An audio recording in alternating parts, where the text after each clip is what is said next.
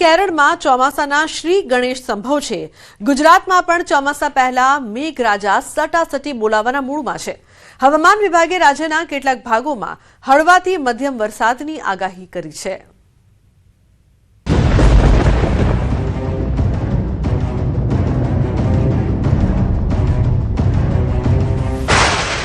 ચોમાસું હવે આસપાસ છે। 24 કલાકમાં કેરળમાં ચોમાસાના શ્રી ગણેશ। केरल में ऑनसेट होने का डेट 4 जून को बताया गया है। 5 जून સુધી રાજ્યમાં તોફાની વરસાદની આગાહી। 1 જૂન આસપાસ દેશમાં ચોમાસાની એન્ટ્રી થતી હોય છે, પરંતુ 1 જૂનની તારીખ જતી રહી છે, પણ ચોમાસાનું વિધિવત આગમન નથી થયું। માટે હવે લોકોને તે સવાલ મૂંઝવી રહ્યો છે કે આખરે દેશમાં ચોમાસાનું આગમન ક્યારે થશે। દેશમાં અને રાજ્યમાં કેટલાક દિવસથી વાતાવરણમાં પલટો પણ આવી રહ્યો છે। ગરમીમાં જરૂર રાહત મળી છે। રાજ્યમાં પ્રી મોન્સૂન એક્ટિવિટી પણ શરૂ થઈ ગઈ છે, જેના કારણે વરસાદ વરસી રહ્યો છે। રાજ્યના કેટલાક ભાગોમાં આંધી સાથે વંટોળિયો વરસાદ પણ શરૂ થયો, જેના કારણે ગરમીમાંથી આંશિક રાહત મળી। હવામાન વિભાગનું માનીએ તો હજુ 5 જૂન સુધી તોફાની વરસાદની આગાહી છે।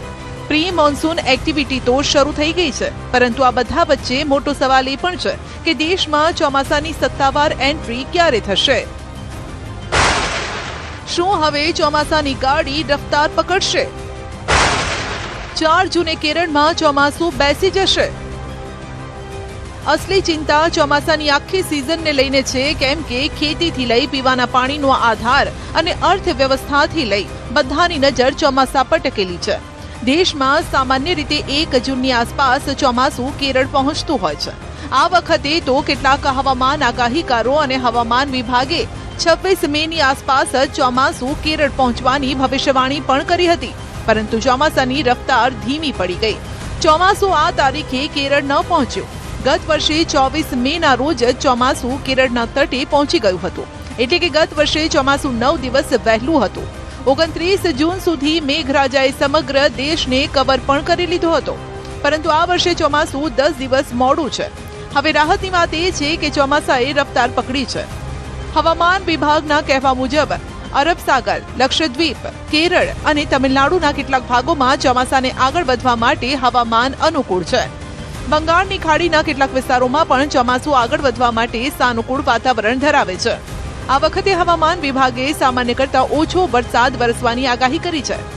આગાહી મુજબ જૂનથી સપ્ટેમ્બર મહિના દરમિયાન 90% સરેરાશ વરસાદ પડવાની સંભાવના છે, એટલે વરસાદ સામાન્ય સ્તર કરતાં ઓછો રહેવાનું અનુમાન છે, જેનો અર્થ તે નથી કે દરેક જગ્યાએ દેશમાં દુષ્કાળ જેવી સ્થિતિનું નિર્માણ થાય, પરંતુ તે જરૂર સંકેત છે કે કેટલાક વિસ્તારોમાં વરસાદ અસામાન્ય રહી શકે છે।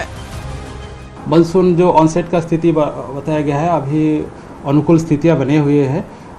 अरबी अंशी और जो बे ऑफ बंगाल में जो आगे बढ़ने का स्थिति है, और केरल में ऑनसेट होने का डेट 4 जून को बताया गया है। प्रोबेबली 4 जून को ऑनसेट होने का संभावना है। કેરળમાં મોડું ચોમાસું હવે ગુજરાતમાં ક્યારે? દક્ષિણ પશ્ચિમ ચોમાસું કેરળ બેસે ત્યારબાદ ત્યાંથી આગળ વધતા મુંબઈ, મહારાષ્ટ્ર પહોંચતું હોય છે। મુંબઈ અને મહારાષ્ટ્રમાં વરસાદ પડે તેના ગણતરીના દિવસોમાં જ ગુજરાતમાં ચોમાસાના શ્રી ગણેશ થતા હોય છે। ગુજરાતમાં સામાન્ય રીતે 15 જૂનની આસપાસ ચોમાસાનું સત્તાવાર આગમન થતું હોય છે, પરંતુ હવે જ્યારે ચોમાસું કેરળ જ મોડું પહોંચી રહ્યું છે, ત્યારે સવાલ પણ એ થાય છે કે ગુજરાતમાં શું ચોમાસું સમયસર પહોંચશે કે તેને પણ આવતા મોડું થશે? વાવણી લાયક વરસાદ ક્યારે થશે? ખેડૂતોએ વાવણી ક્યારથી શરૂ કરવી? રોહિણી નક્ષત્રના અંગે એની ગતિવિધિ ખેડૂત ભાઈઓની જાણમાં